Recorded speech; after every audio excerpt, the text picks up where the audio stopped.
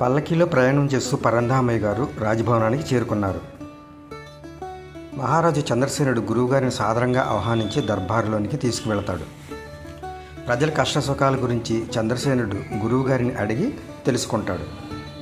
అంతలో చంద్రసేనుడు చంద్రలేఖ పరిస్థితిని గురువుగారికి వివరిస్తాడు.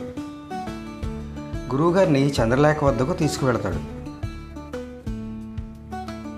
చంద్రలేఖ వినయంతో గురువుగారికి నమస్కరించి తన బాధను వ్యక్తం చేస్తుంది.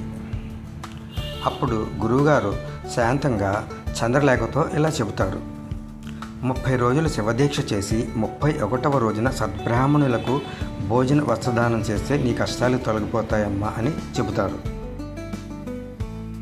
అది విని చంద్రసేనుడు అన్ని ఏర్పాట్లు నేను చూసుకుంటాను గురువుగారు అని ధైర్యం చెబుతాడు.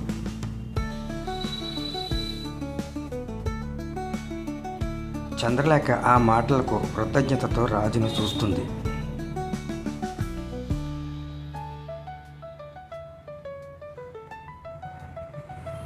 ఆశ్రమానికి చేరుకున్న తర్వాత శాంతంగా ఆలోచిస్తూ తన కుమార్తె వివాహ ప్రయత్నాలు ప్రారంభిస్తారు.